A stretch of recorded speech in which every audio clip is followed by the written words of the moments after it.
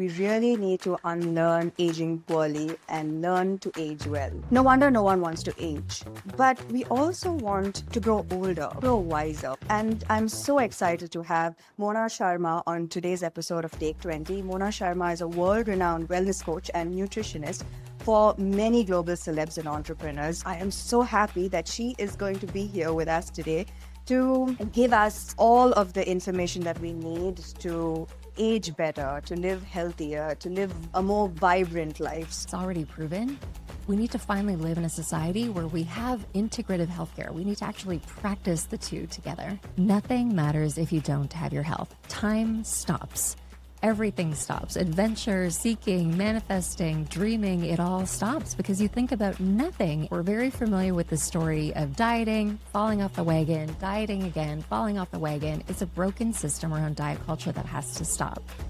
Stress, no matter what it is the instigation of all disease. And it's an epidemic, right? We live at a time where stress and anxiety-related disorders is higher than it has ever been in history.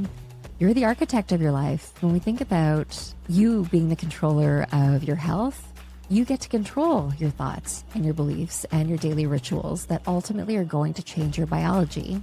You're going to slow the signs of aging.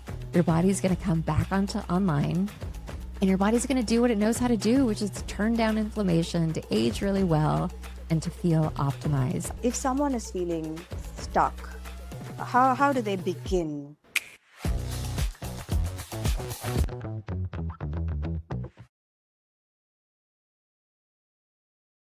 Hi guys, welcome back to Take 20. I recently stumbled upon this catchy phrase on a podcast, and it said, we really need to unlearn aging poorly and learn to age well.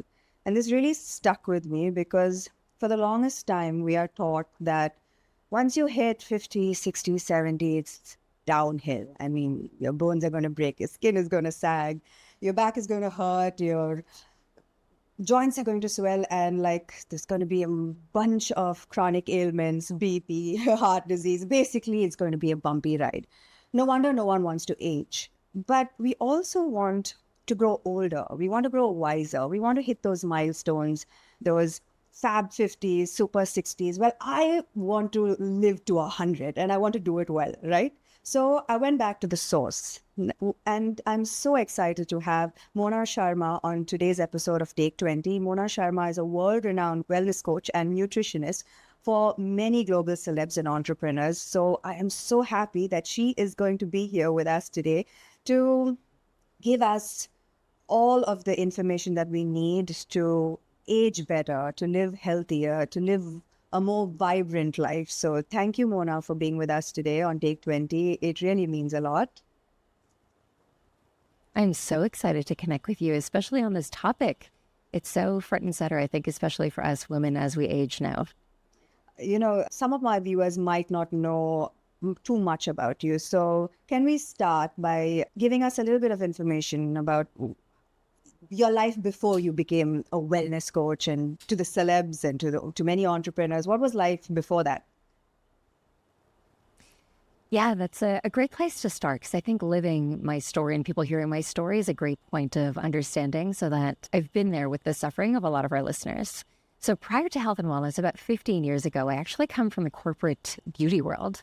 So I worked for a handful of luxury cosmetic companies like Christian Dior and Tom Ford, and at the time, it seemed like a dream job, and it seemed like it was fun. I was traveling the world doing makeup for fashion shows, but you know that feeling when you're living out of alignment?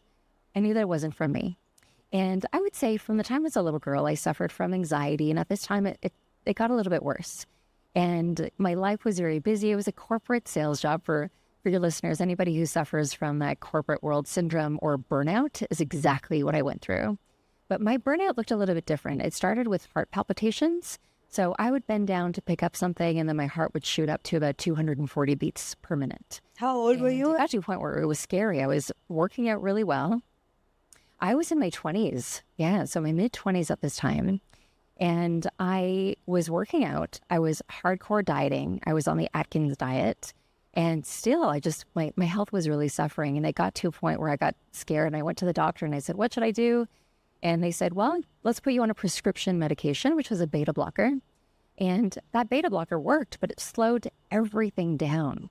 My energy, my mood, my focus, my kind of joy for life also. And I ended up gaining 45 pounds.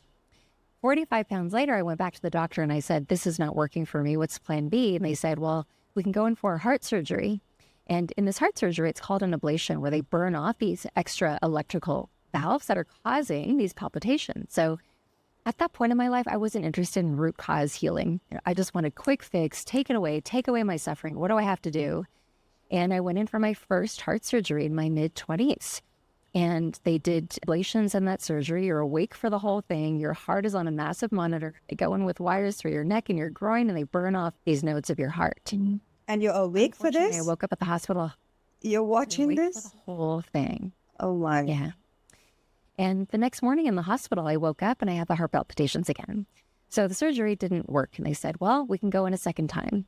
So just a couple months later, I went in for my second heart surgery. And they did 2 more ablations in that surgery. But they said, Mona, if we do this other one, we see where it's coming from, you might have to wear a pacemaker for the rest of your life. And honestly, it's one of those moments when your life flashes before your eyes that you hear about from other people. And I thought, oh my God, I'm going to have a battery pack underneath my skin. I work out, I'm healthy, I have this really cool job. What is happening? And doctors at that time, they just wanted to know, how much drugs are you doing? How much are you drinking? How many cigarettes are there? Like, there was just 3 questions, right? They didn't do any questions about, my emotional well-being. They didn't ask me about my stress or my anxiety. They didn't ask me about really the first time I felt out of alignment in my life. Like, these weren't questions that the medical industry asked at that time. Thankfully, in that moment, as my life is flashing before my eyes, I remembered where I came from. And so my last name, I'm half Indian, but I'm also half Danish. And I've only ever known my mom to suffer from debilitating rheumatoid arthritis, so her hands are completely deformed. And growing up in Canada, where I'm from, they had the insight to take us to an ashram every single summer. This is the Shivananda ashram, where every single summer, from the time I was a little girl growing up, we would live in nature, practicing yoga and meditation and breath work, eating from the land, eating fresh, whole food, in community. And in that moment on the surgery table, I knew that I had to go back to my roots. And that's exactly what I did. I had the courage to quit my corporate job, and I took a leap of faith. I went to the ashram, and I went there for my own personal healing, and my symptoms stopped. I lived there for 2 months. I decided to become a yoga teacher while I was there, and the weight fell off my body. And why was that? Like, I wasn't dieting anymore. I stopped working out hardcore, which is what media and society is telling me that I need to do to be healthy. But instead, honestly, what I did is I processed all of these emotions that I was bearing inside. I was dealing with my stress and my anxiety. And, the way that I experience ashram life is you go there, and with the daily schedule, the way that it is, it feels like torture, but it forces you to shut down all of the open running tabs in your mind. So you finally are able to tune in and hear what your body is actually telling you. So by chance, this was my story. And after that, I decided to just go deeper into healing, for my own personal healing journey. I became a nutritionist for my own healing, not for a profession. I became an NLP practitioner because I wanted to understand the power of my thoughts and my mind. I became a Reiki master. I studied all of these things in Eastern medicine, which brought me to where I am today. And I've never looked back. So today, as grateful as I am for Western medicine and Western science when we need it in times of emergencies, I think that there is so much wisdom from Eastern medicine, from ancient traditions, from wisdom that are there where we don't need the science anymore to validate it. It's already proven. We need to finally live in a society where we have integrative healthcare. We need to actually practice the 2 together. I would never have imagined that our stories are so similar, you and I. The reason that I sit here today in doing this health podcast was because of what happened to me as well. And I felt a similar sense of helplessness when I was diagnosed with my autoimmune condition. I was raring to go. I was in the middle of a very successful career, and I didn't think that it would ever end. Like an end was nowhere near sight, and I had so many very ambitious, always hustling, and 5 projects at a time, 5 movies releasing at a time in a year. So I was hustling, and there was a sudden grinding halt to it all. And I was in that similar situation where I was thinking, why me? Because I'm eating well, I'm working out, I'm doing everything according to what the experts say I should be doing. So why me? Right? And Yeah. now looking back, I mean, I can see you. I think that is the best thing that happened to you when it happened to you, for you to It's pivot. wild. And for me, I feel the same way. At that point of time, it was excruciating and it was painful and it was really, really demotivating. But today I can say that it's the best thing that ever happened to me, because the changes that I have made after this incident it has given me a purpose, it's given me a direction, it's given me something so exuberant. There's exuberance in my life, and I'm excited to wake up every day to do the things that I am perfectly aligned now with. Before it was just ticking off boxes, ticking off checklists based on based on the list that other people gave me. And I just wanted to be a success in their eyes. But now I haven't shot a film in 2 years, but this is the happiest that I've ever been. It's wild. I think about this often. Is our path really chosen for us? And in that, we have to ask, why do we have to suffer to get to this point? But I think that like you said, and thank you for sharing your story, it gives such a purpose-driven mission. And I think specifically when it comes to health and wellness, when this is an industry that is so overwhelming, there's so much information out there, it is so important for people like you and I to share our stories about our suffering, from moving from intense pain to purpose, and really showcasing what I'm hearing from you also. You mentioned autoimmune disease, which women are so much more susceptible to.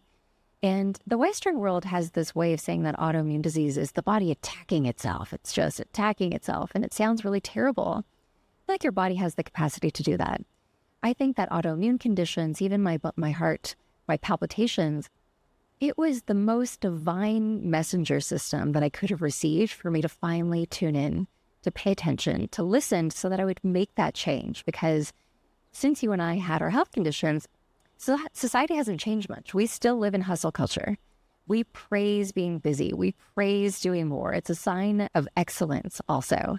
And I think for a lot of girls, especially men too, we're trying to prove ourselves, and we'll do it at the cost of our health. And in our 20s is a time when we're thriving energetically, physiologically. We have the stamina to just go and push through it and muscle through it. But then our body tends to speak to us in really, really loud ways. So I love that you shared that story with me, because it's a really big part of your purpose today. Nothing matters if you don't have your health. Time stops. Everything stops. Adventure, seeking, manifesting, dreaming, it all stops because you think about nothing. And chances are your listeners have somebody in their life who's gotten sick or who's been sick, and God forbid it happens to you. But it's a lesson that I know that you will probably agree we'll never go through that again. We love our bodies so much now for having made it through and gotten to this point that we will never go back. So from a corporate job to now training global celebs and entrepreneurs, how did that happen? And tell us a little bit about your modalities and how you work with them. Yeah, I feel very blessed and privileged to have worked with some of the names that I've worked with. And no matter who that person is on the other end, whether it is a mom, a CEO, a celebrity, an actor, or an athlete, I found that there was a foundational feeling of waking up in the morning and simply not feeling their best. And this is, whether you had the means to do the biohacking and the treatments and the therapist and do it all, or versus taking what advice that you could online. And I can put anyone on a diet, and most people with consistent coaching will have success until they don't. We're very familiar with the story of dieting, falling off the wagon, dieting again, falling off the wagon. It's a broken system around diet culture that has to stop. So when I work with my clients, I try to merge the two worlds of ancient wisdom and modern medicine together in the same way as what healed me. Healing takes a multifactorial approach. I think if we're simply looking at it through the lens of diet and nutrition and exercise, that is such a small piece of the puzzle, right? So with my clients, more often than not, when I do my first call with them, everyone wants to know, Mona, just tell me, what do I eat? What are the supplements? How do I work out? I'll start tomorrow. Right. And Right. I just, I've heard that one too many times. So I say to them, Right. you know what? Tell me, and this is for your listeners too, when is the last time that you actually felt healthy, happy, and vibrant in your body? Fully. You didn't want to change anything. You felt fully happy, vibrant, and healthy in your body. And I honestly, think more probably when often they than were not, children. with tears. Yeah. You named it. People will go back to a memory of when they were a child. And often I met with tears because it was so long ago. So this is actually the reason that I became an NLP practitioner. NLP is neuro-linguistic programming. I can understand the power of somebody's belief systems, what they actually believe in their mind, and how that's controlling how they live their life, how they make their choices and their decisions every single day, what their belief systems are about themselves.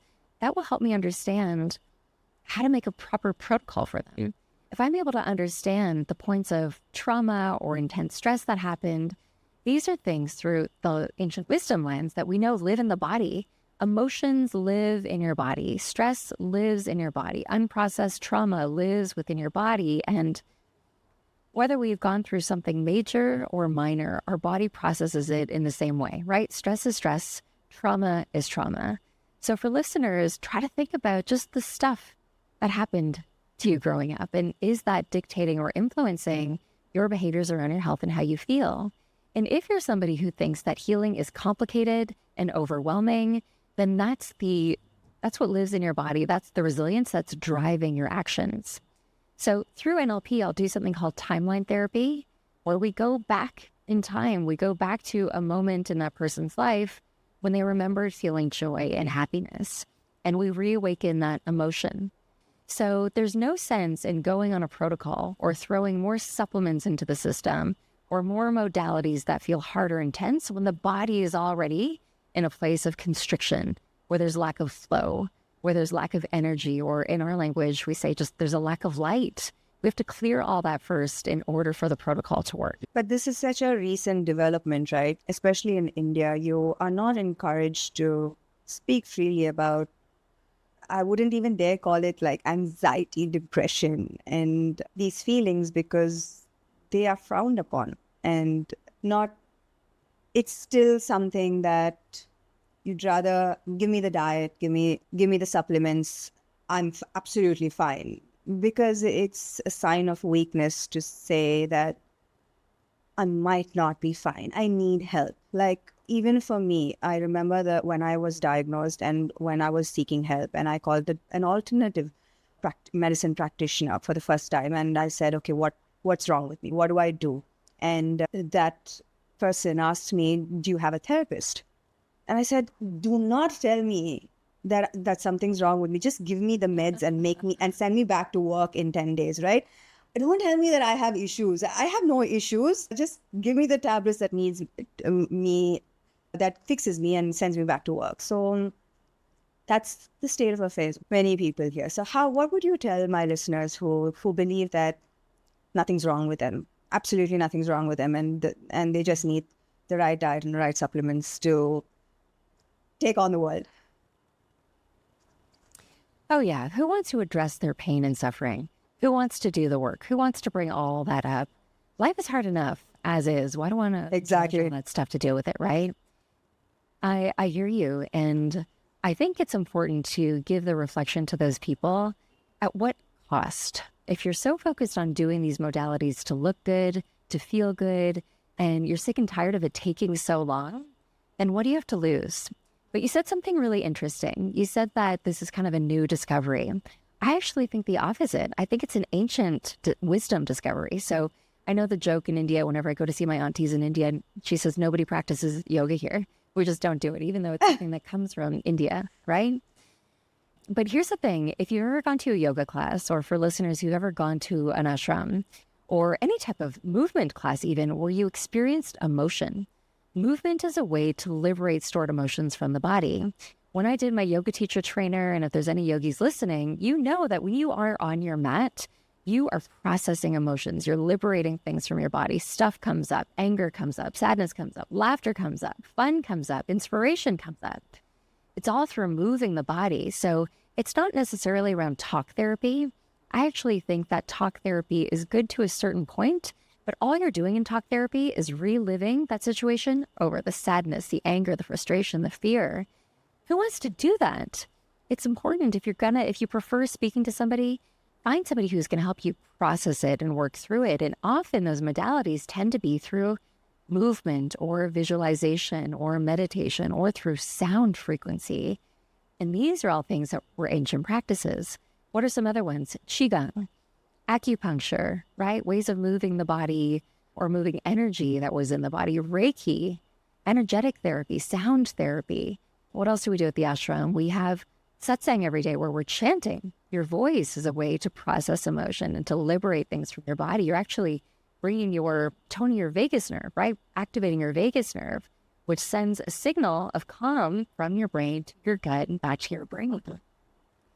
When you have these repetitive feelings of calm, of ease, or I say when your nervous system comes back into a regulated state, right? You're not in that sympathetic fight or flight dominance where your body cannot heal, that overdrive that you and I were talking about, our old addiction. You come into your parasympathetic, where things tend to relax. This is your rest, digest, restore type of vision and energy. That's the state that your body needs to be in for your body to heal. It's when all systems come back online. It's when your circadian rhythm optimizes.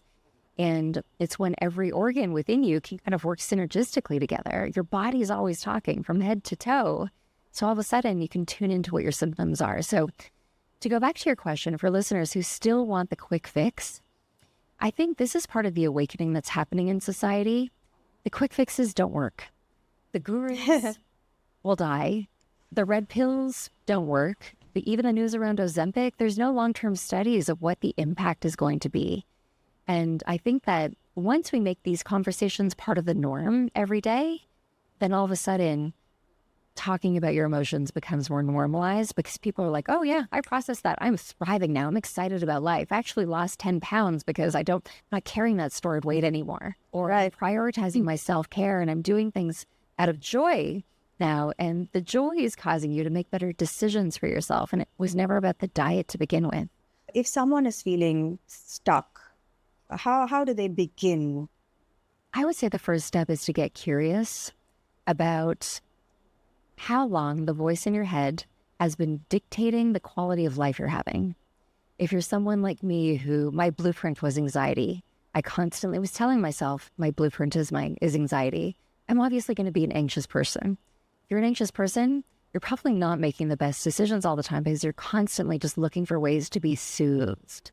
Help me feel better, right? You're not choosing things from a higher self way of being. And that could be stress, worry, anxiety, tension, pain. The list goes on and on. There's a lot of suffering that's happening in today's modern world. So for listeners, just listen.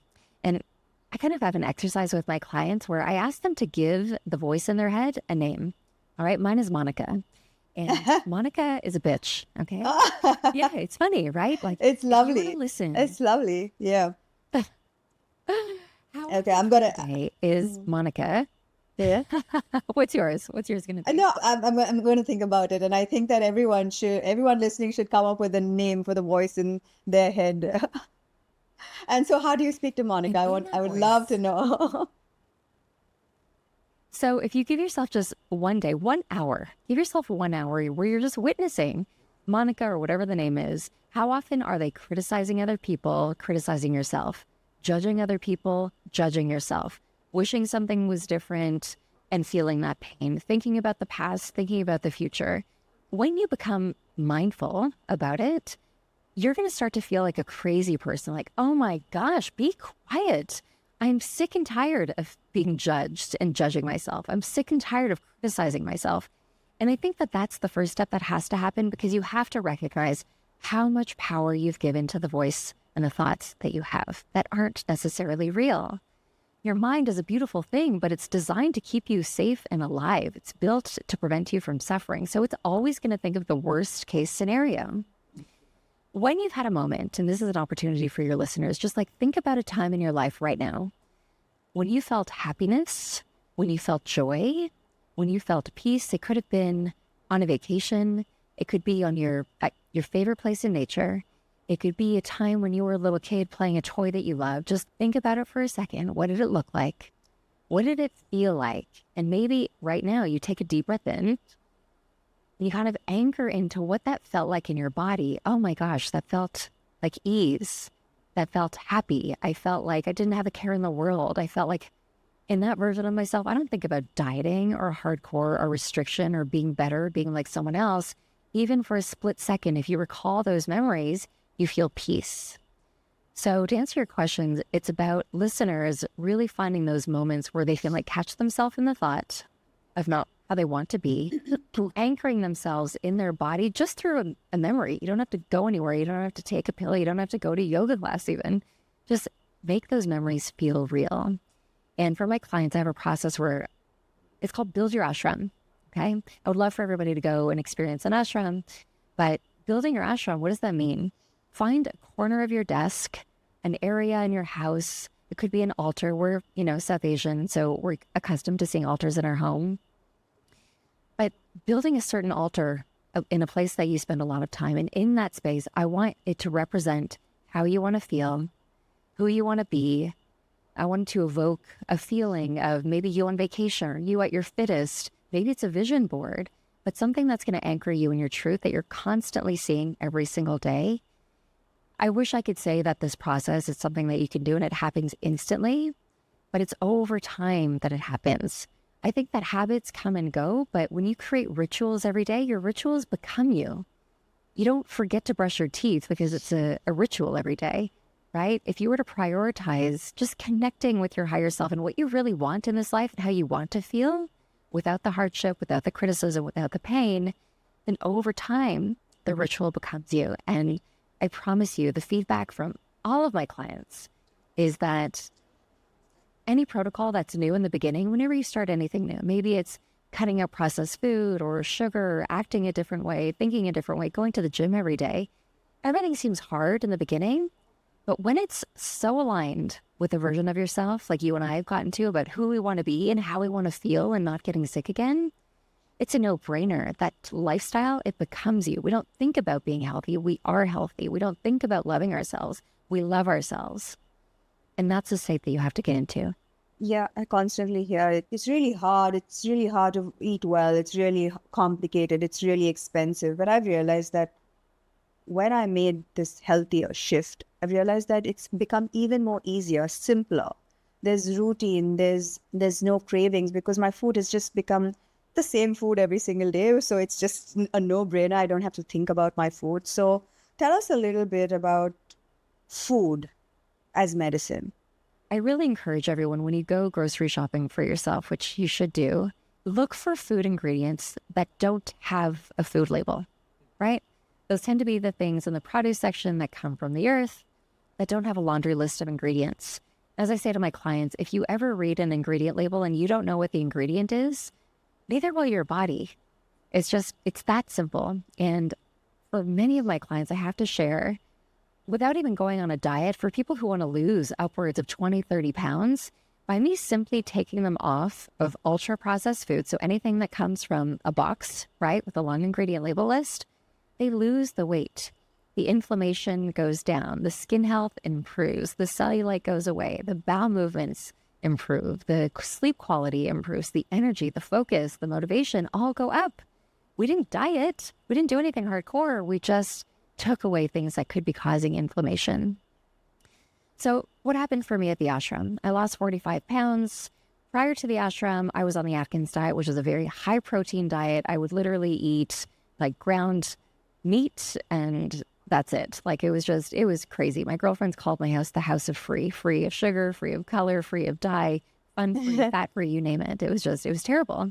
And it took a toll on my health. Like it really was impacting my hormones. It was impacting my body. It was in a state of stress. So it's no wonder that my body was holding on to a lot of weight and retention. It wasn't for me. All right.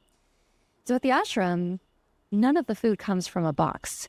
Think dal, lentils, beans, vegetables, tons of herbs and spices, fruits, some grains that are cooked slowly, cooked intentionally.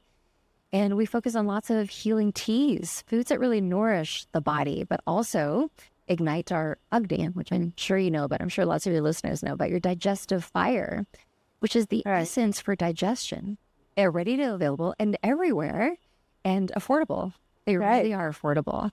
And I think the key thing that also happened there that I want to point out is fiber. So if I could flash forward 10 years from now, I promise you, like, the future about health optimization and weight loss is going to be about fiber. Fiber also helps to lower the risk of heart disease and diabetes and cancer. And none of our ancestors needed a Lancet study, a Harvard study to prove these things. They knew intuitively that food was medicine and how we cooked every day was medicine. So on the flip side, I can already hear what your listeners are saying, but who has the time? Right. Who has the time to do any of this, right? You and I are busy. We're juggling multiple aspects of who we are and our responsibilities in this world. And there's no doubt in my mind that your listeners are equally as busy. So the hack for this, or the simple takeaway for this, is to add just one fiber-rich plant to every meal. So if you look down at your plate, just make sure that there's one fiber-rich plant at every single meal, all right? And prioritize fresh herbs and spices. This is Ayurvedic wisdom. We know that herbs and spices, they're nature's anti-inflammatories. And the other thing you can do is align with circadian rhythm. At the ashram, we're eating every single day at the same time, every single day at the same time. And how we started this conversation is that our bodies love rhythm. It loves flow. Every single organ in our body actually operates on a circadian rhythm, its own time, different times of day. And if your body knows to expect food, whether you're eating 2 meals a day or 3 meals a day, your digestion will eventually become optimized. You'll feel less hunger also. That's amazing. My listeners, and we all love to know what the celebs are doing. Are they doing like the crazy fad diets, or is it the small, consistent habits? So we would like to know, definitely. Do spill. Oh my God, let's talk about this. Let's talk about it. So full disclosure. So I don't know if it's different, obviously, with the different culture in India. What's happening right now in the US is there's a protein craze that's happening. And a lot of everything that happens there somehow trickles down and reaches India for sure. And it's like, we come from a culture where there are centenarians who lived well into their hundreds without counting grams of protein. So what we're talking about is the trend that's happening right now around eating your body weight in grams of protein. So if you're 140 pounds, you're eating 140 grams of protein a day. And I'll be honest, I have some clients who can go on this and it feels really good. It feels therapeutic. They might increase their muscle mass over time, but their gut health becomes impacted or their sleep becomes impacted. It's something that's just not sustainable. And by the way, there's no studies out yet that prove that eating your body weight in grams of protein is going to make you live a long life, okay? So the inspiration behind that is being protein focused. And this is something that I do love and do agree with, because we're talking about aging well. You and I want to live well into our hundreds. We need to make sure that our skeletal muscular system is strong. It's got a strong base. From the ages of like mid to late 30s onwards, we already start to lose our bone mass and our muscle mass.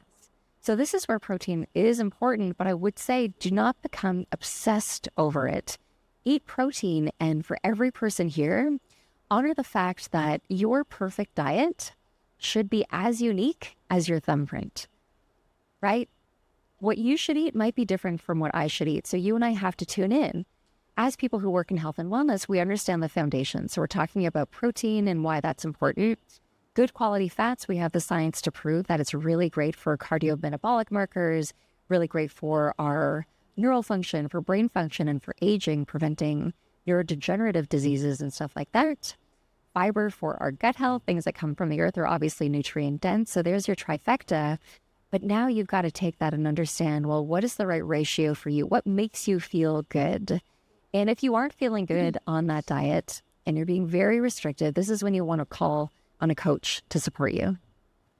So what's working for celebrities? Honestly, I've looked at clients' labs this year, and I have 2 vegan clients who their labs are they're stellar.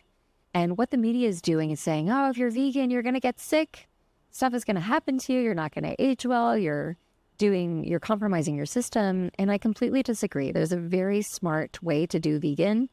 Sometimes it includes supplementation with things like amino acids and some higher doses of vitamin D or an omega-3 fatty acid that tend to be deficient in vegan diets. But there's a way to do it really healthy. If you're someone who thrives on animal protein and you feel really good in eating animal protein, just make sure that your digestion and your gut health are optimal. What does that mean? You're having consistent bowel movements daily in and around the same time. With my clients, I like to aim, if you're eating 2 to 3 meals a day, you should probably have 2 to 3 bowel movements. And 2 to 3 for bowel people who movements I work in a with, day? 2 to 3 in a day? 2 to 3 a day. If you're eating 3 meals, I would say 2 is kind of like a good benchmark for you. When food comes in, you should generally be eliminating. And because you brought that up, a simple test that you can do, I don't know if have you ever done a beet test, eating beets? No. Okay, so for anybody who wants to test their motility, is you can go out and I want you to buy a bunch of beets. They can be pickled beets, but it works best if it's like a fresh beet. And I want you to either juice the beet or slice it and roast it, and I want you to eat the beets, okay?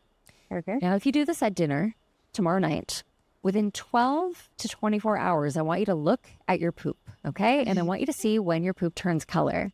Looking in the toilet is the greatest indicator of what's happening in your body. Are you digesting your food? Is there undigested food particles that your body needs support with?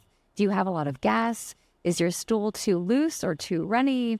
Is it inconsistent? One day you're constipated, the other day you've got diarrhea. Like, this is all indication that a nutritionist really uses to optimize your system. So yeah, do the beet test, see where you are on that scale. Ideally, I want to see that purple come out the following day. Don't be alarmed, it's not blood. And that's a really great way to see what your gut motility is like. So what I'm getting is that everything is hyper individualized, right? It's not one size fits all. I do know that a lot of my friends, just to hit that protein intake, are doing like 3 protein shakes in a day, and everyone is going a bit crazy. And I do understand that you need to listen to your body, but for that you also have to be in tune with your body, and let your body tell you, no, this does not suit me, I like this.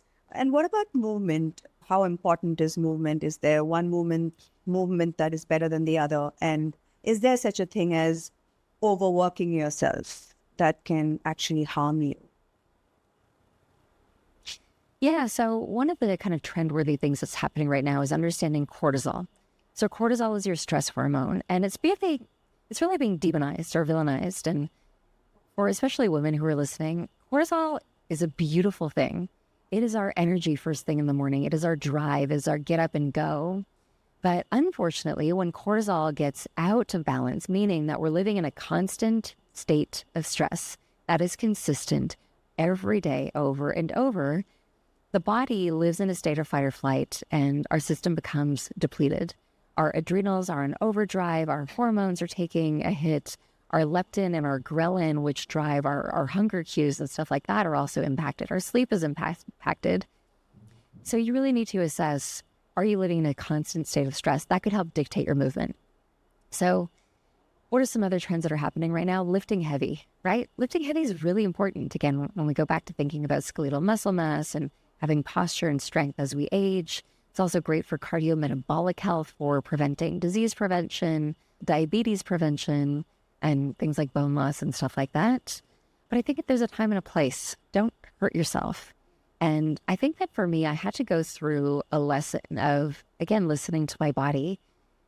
It really takes a lot for me to go to the gym and not have like a hard workout. Like, I feel like I don't get the most out of it if I just go and I do something gentle, or if I just go for a walk. Now I'm noticing greater shifts if I honor my intuition. I'm noticing greater shifts that if I'm not pushing myself to the extreme on days where I feel overwhelmed or tired or depleted, my body responds so much better. So I then, again, look at it through the lens of what your goals are. Prioritize strength training at least 2 to 3 times a week, lifting something heavy. Outside of that, as much as cardio is kind of put on the back burner now, walking, I think, is a longevity exercise. I think it's important to walk 30 to 45 minutes a day. I think that the trend of 10,000 steps a day to 15,000 steps of a day is a key longevity success marker. And it also boosts your mood, and it also boosts your energy, and it also gets your creative juices going and stuff like that. And then the last part of choose whatever cardio that makes you feel good. I'm just a big fan of walking or walking uphill. I think the last exercise component is soft tissue work. So when we think about yoga or qigong or doing fascial stretch training or Pilates, these types of exercises are really great because they use our intercostal muscles. They focus on soft tissue mobility. For somebody who's listening who's lifted heavy, maybe you're a bodybuilder, maybe you just do weights at the gym, you probably feel tight. Look at your range of motion. Oh, there you go. You notice your range. Yeah, you are so fit. Look at your range of motion. Do you have full range of mobility without pain, with grace and ease? Just notice how you feel. Are you tight on certain areas? Yeah. If you've got that tightness and restriction, then I'm thinking about your lymphatic system. Your lymphatic system is this beautiful connective tissue system throughout the body that one can hold toxins, but if there is restriction, is going to restrict flow. What's the name of the game for health? Flow, right? Light, bringing light to darkness. We need circulation within our body to work at its best. So don't underestimate the power of deep tissue work, of going to the Pilates class, of going to the yoga class, or meeting with somebody who can actually just do body work on you. So you're saying mix it all up? Mix it all up. Interesting. How is stress really affecting this process? Like, I do know that some amount of stress is good, but chronic stress and being stressed can actually age you faster, along with the bad food, probably, or the bad diet. And stress has a major factor in this process. So tell me a little more about stress. Yeah, let's have her on it, because stress, no matter what it is the instigation of all disease. And it's an epidemic, right? We live at a time where stress and anxiety-related disorders is higher than it has ever been in history. And no one's talking about it as being the source of your imbalance, the source of your symptom, the source of your disease, the source of your weight gain, or the source of your unhappiness, okay? So I mentioned before that stress, when we live in excess states of consistent stress over and over, this chronic stress is when our nervous system doesn't get to come down from fight or flight, right? I don't know if you would identify as this, but when you and I talk about our old life, I lived in hypervigilance. And sometimes I love being there. I love being busy, constantly on the go, having things to do. It feels very comfortable for me. But my body can work.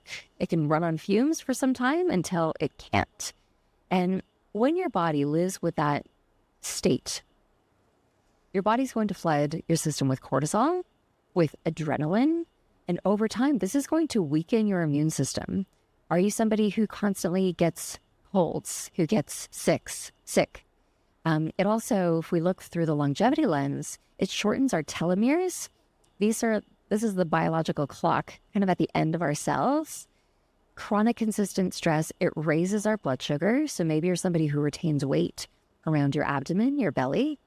It accelerates aging because of the oxidative stress that's happening internally. It'll make you age quickly, age faster. So it's really like leaving your car engine revving all night, and you will eventually burn out. How does this show up in how you're feeling? If you're someone that gets sick all the time, if you're somebody who's constantly reaching for adrenaline, for stimulants, for uppers, for caffeine, if you're somebody who needs to wind down at the end of the night with a glass or two of wine, right? It's that feeling of feeling wired and tired. It's sleeping for 7-8 hours a night, but waking up and not feeling rested. And it's these micro symptoms that you have to tune into to understand if your body's living in that elevated state of stress. What are some other uncommon symptoms? Constant breakouts, your hair falling out, having brittle nails, having lots of gas and bloating all the time, even if you're eating a really great diet and just not understanding where that comes from. Having low libido or sex drive, brain fog, irritability, mood swings, right? How many symptoms did I just name there? Everyone's hand is probably up for feeling one of those. So this is chronic stress.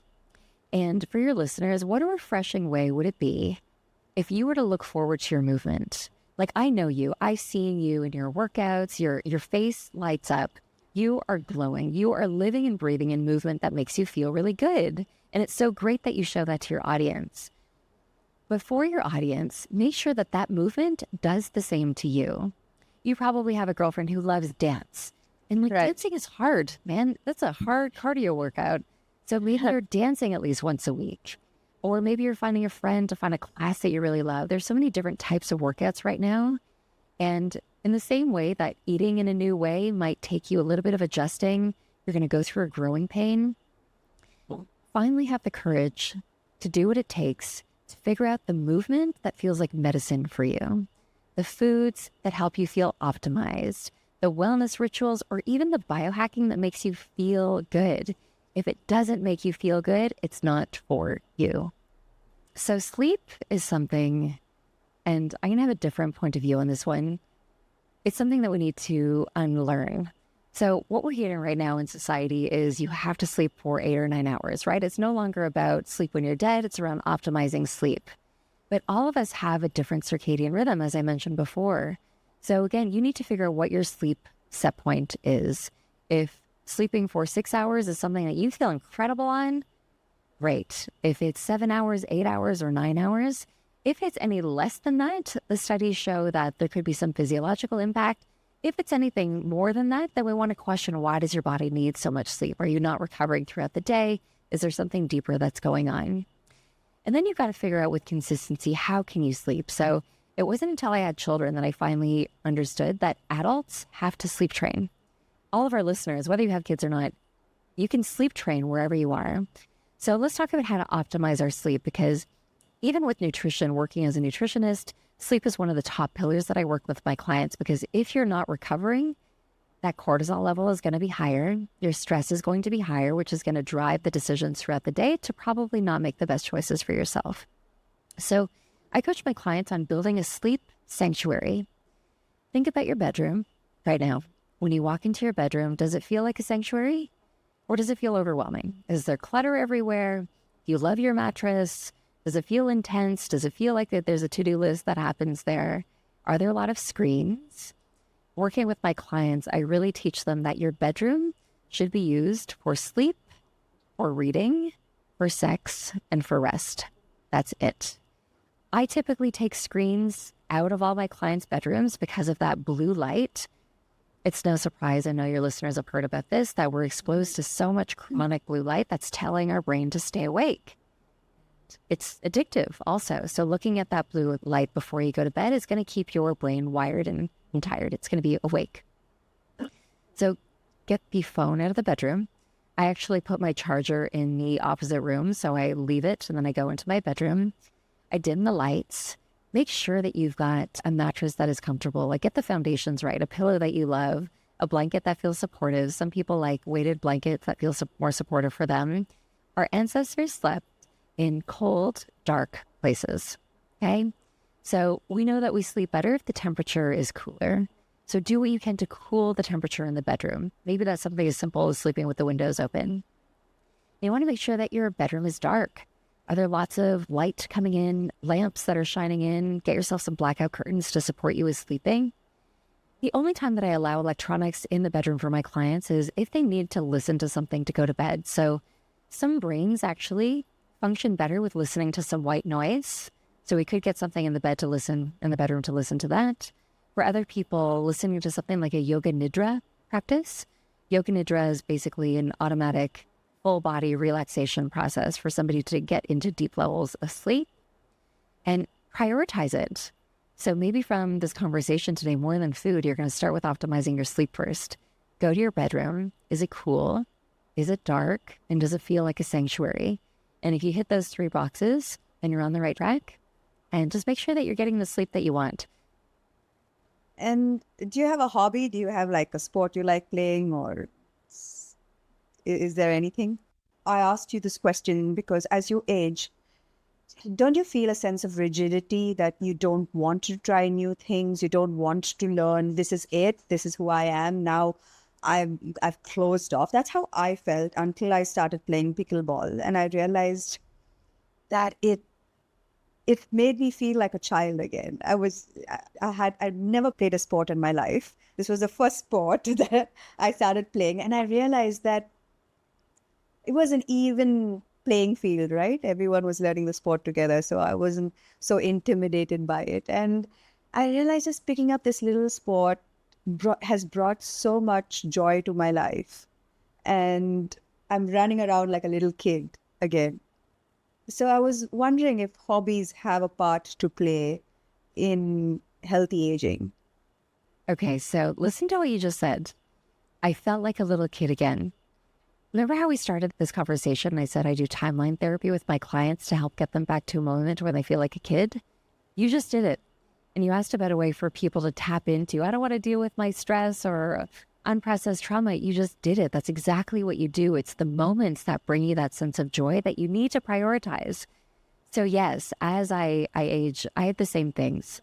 Any type of experience where I could laugh out loud like a kid is something that I feel is so insanely therapeutic.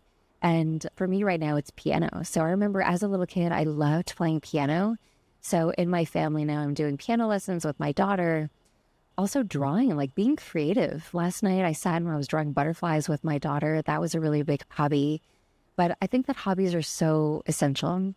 And let's put this through a lens of healing and health, right? When I'm working with my clients, I don't know if you've ever seen that traditional coaching model where you have to fill in a wheel of life.